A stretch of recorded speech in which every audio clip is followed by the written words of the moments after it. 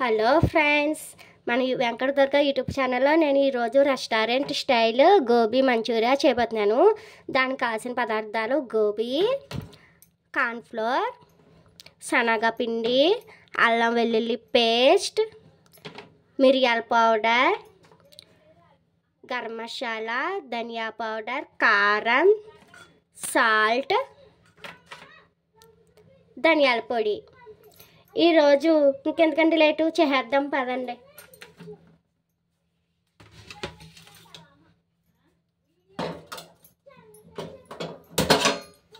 ఇలా ఒక two cups of water వేసుకుని దాంట్లో మరిగాక పసుపు కొంచెం సాల్ట్ వేసుకుని ఈ గోబీ ముక్కలో వేసేసుకుని జస్ట్ 5 minutes వచ్చే వరకు ఉడికించుకుని స్ట్రైన్ చేసుకోవాలి. ఫ్రెండ్స్ రండి.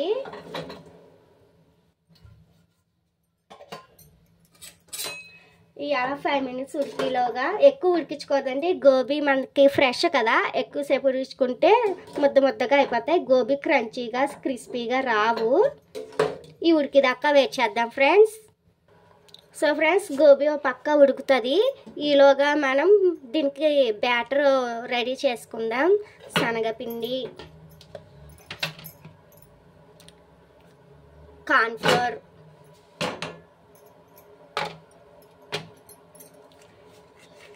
పెప్పర్ పౌడర్ ఎక్కువ వేసుకోకండి, మళ్ళీ అదే ఫ్లేవర్ వస్తుంది.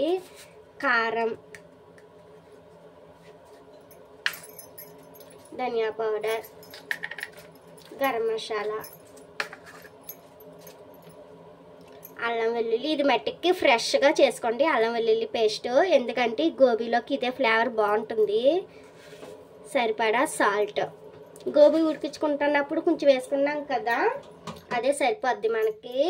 కాకపోతే కొంచెం యాడ్ చేసుకుంటే బ్యాటర్ టేస్ట్కి బాగుంటుంది, అందుకని ఫ్రెండ్స్. ఇప్పుడు ఒకసారి అంతా ఇలా కలిపేసుకుని మనం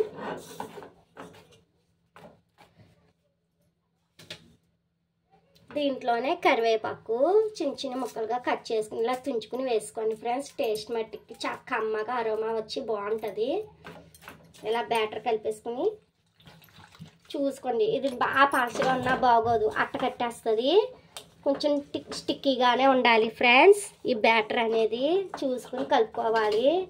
కార్న్ఫ్లోర్ శనగపిండి కదా మనం వేసుకుంటుంటా. కార్న్ఫ్లోర్ ఎక్కువ వాటర్ అబ్జర్వ్ చేసుకుంటుంది, శనగపిండి అబ్జర్వ్ చేయదు. దాన్ని బట్టి చూసుకుని కలుపుకోండి. బ్యాటర్ అంతా అయ్యాక చూపిస్తాను. ఇంకండి ఫ్రెండ్స్, బ్యాటర్ అయితే ఈ కన్సిస్టెన్సీ ఉండాలి మనకి. బజ్జీ బ్యాటర్ కంటే కొంచెం టిక్కీగా ఉండాలి.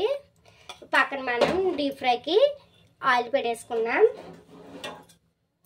ఇంకోండి గోబీ అయితే ఇలా ఉడికించుకోవాలి, అస్సలు మెత్తగా అవ్వకూడదండి.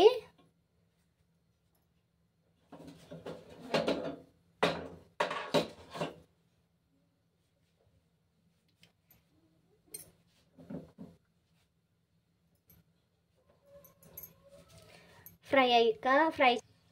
సో ఫ్రెండ్స్, ఇలా ఇంకోండి ఒక్కొక్కటి పట్టుకొని వేసుకోవాలండి. మొత్తం అంతా ఒకసారి ఫ్రై చేసుకోకూడదు మనం. మీలో ఎంతమందికి రెస్టారెంట్ స్టైల్ గోబీ ఫ్రై ఇష్టం చెప్పండి. నాకైతే భలే ఇష్టం.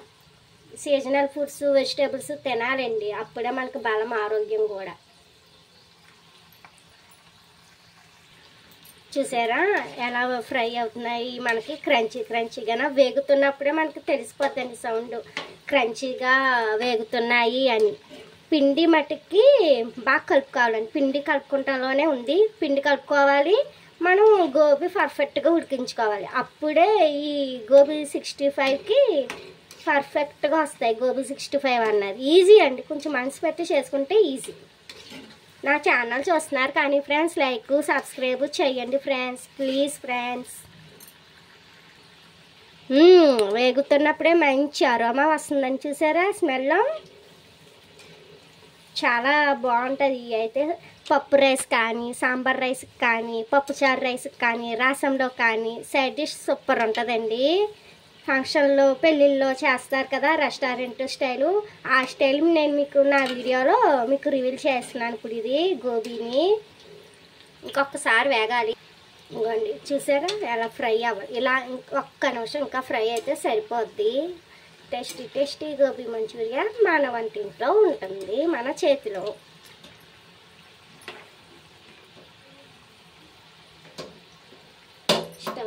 స్టవ్ ఆఫ్ చేసుకుందామండి. Tasty tasty gobi manchurian, tasty tasty gobi manchurian 5 minutesలో రెడీ అయిపోయింది. ఈ వీడియో మీకు నచ్చిందా? అయితే లైక్, షేరు ఇంకా సబ్స్క్రైబ్ చేయండి. మళ్ళీ నెక్స్ట్ వీడియోలో కలుద్దాం. బాయ్.